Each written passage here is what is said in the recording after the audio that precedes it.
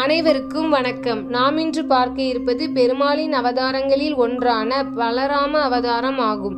என் அண்ணா பலராமர் அந்தபுரத்தில் ரேவதி தேவியின் அருகில் வத்சலா படுத்து கிடக்கிறாள். அவளை அங்கிருந்து எடுத்துக்கொண்டு சுபத்திரையிடம் சேர்த்து விடுங்கள்.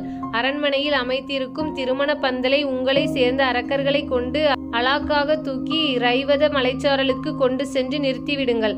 அப்புறம் என் சங்கல்பத்திற்கு விரோதமாக வந்திருக்கும் துரியோதனருக்கும் உங்கள் இஷ்டம் போல் அவர்கள் பாடம் கற்பிக்கும்படி மானபங்கம் செய்து விடுங்கள். பின் தேவலோகத்திலிருந்து திருமண காரியங்களுக்கு புரோகிதம், வேள்வி, மேலதாளங்கள் உள்பட அங்கு வரும்படி செய்கிறேன். அந்த தேவர் குலாம் வந்ததும் எனக்கு தெரியப்படுத்துங்கள். நானும் ருக்மணி தேவியும் அங்கு வந்து யாகத்தை முடித்து கொடுக்கிறோம் என்றார். வாசுதேவன் கூறியபடி காரியங்களை நிறைவேற்றிவிட முனைந்தனர். வத்சலாவிற்கு இந்த நகைகளை அணிவித்து அவளை பானுமதி தங்கி இருக்கும் மாளிகைக்கு அழைத்து செல்கிறோம் என்று கூறினார்கள். ரேவதி அதற்கு அனுமதி கொடுத்தாள். உடனே வத்சலை அந்தபுரம் சென்று வந்த விஷயத்தை எடுத்து சொல்லி அவளை அங்கிருந்து ரைவத மலை அடிவாரத்திற்கு கொண்டு போய் சேர்த்தார். தேவலோகம் சென்று யட்சர், தேவதேவியர், தெய்வ ரிஷிகளை திருமணம் நடக்க இருக்கும் இடத்திற்கு வர செய்து கல்யாண ஏற்பாடு செய்துவிட்டு கிருஷ்ண பகவானிடம் தெரிவித்தார்கள். அவர் ருக்மணி தேவியுடன் திருமண பந்தலுக்கு எழுந்தருளினார். வத்சலாவுக்கும் அபிமன்யுக்கும் விவாக சுப முகூர்த்தம் நிறைவேறியது. உடனே பகவான் அங்கு தங்காமல் எதையும் தான் அறியாதவர் போல் தம் இருப்பிடம் சேர்ந்தார். பலராமன் தன் மகள் வத்சலையை காணாமல் தவித்து கிருஷ்ணரின் அரண்மனைக்கு வந்து சேர்ந்தான்.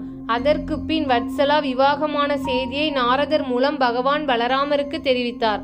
அதனால் பலராமர் அகமகிழ்ந்து அபிமன்யு வத்சலாவை தன் அரண்மனைக்கு திருமண ஊர்வலமாக நாத துந்துபிகள் முழங்க வெகு விமர்சையாக அழைத்து வந்தான்.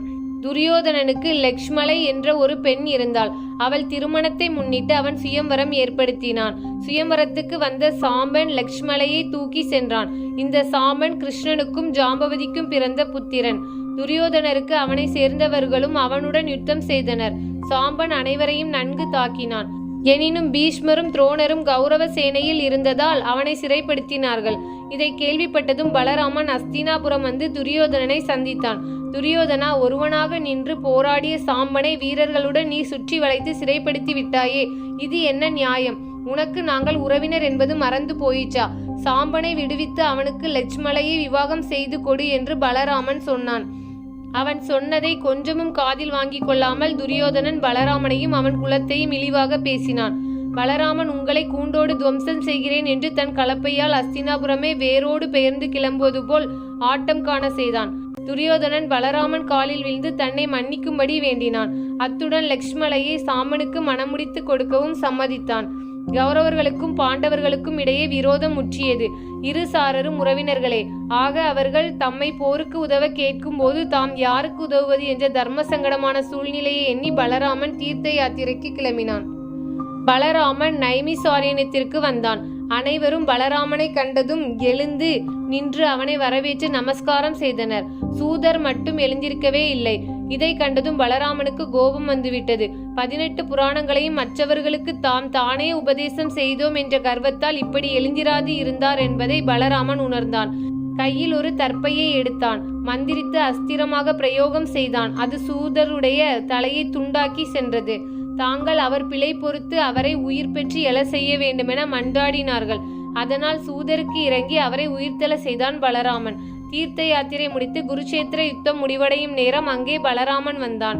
பீமனுக்கும் துரியோதனனுக்கும் இடையே கடும் போர் நடந்து கொண்டிருந்தது. துரியோதனன் தொடையில் பீமன் கதையால் ஓங்கி அறைந்தான். உடனே பலராமன், பீமா, கதை கொண்டு பகைவனை அவனது தொடையில் தாக்குவது எந்த யுத்த தர்மத்தை சேர்ந்தது? இந்த அநியாயத்தை என்னால் தாங்கிக் கொள்ள முடியாது என்று சொல்லி பீமனை தாக்க பலராமன் கலப்பையை கையில் எடுத்தான். கண்ணன், அண்ணா, நீங்கள் தீர்த்த யாத்திரை போகும் முன்பு இங்கு நடந்த நிகழ்ச்சிகளை நீங்கள் தெரிந்திருக்க முடியாது. துரியோதனன் ஆரம்பம் முதல் இன்று வரை தர்மத்திற்கு விரோதமாகவே நடந்து கொண்டிருக்கிறான். திரௌபதியை அரசவைக்கு நடுவே இழுத்து வர செய்து அவள் சேலையை அவிழ்த்து அவமானப்படுத்தினான். நீங்கள் மட்டும் அந்த சபையில் அன்று இருந்திருந்தால் அப்போதே அவனை துவம்சம் செய்திருப்பீர்கள். அன்றைய தினம் தொடையிலே கைப்போட்டு துரியோதனனை பேசியதால் அவனை அதே தொடையில் அடித்து அது முறிய அவனை பீமன் மாள செய்வான் என்று திரௌபதி சாபம் கொடுத்தாள். அந்த சாபத்திற்கு ஏற்ப இந்த மரணத்தை துரியன் ஏற்றான். ஆகவே நீங்கள் இதில் தலையிட வேண்டாம் என்றான் கண்ணன். பலராமனும் சாந்தமானான்.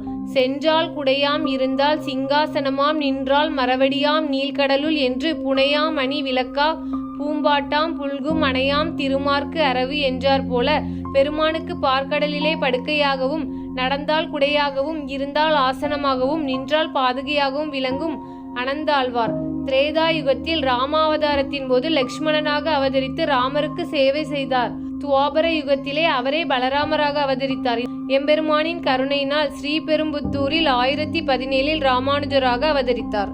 தினம் ஒரு கதையில் கதை கேட்ட அனைவருக்கும் நன்றி.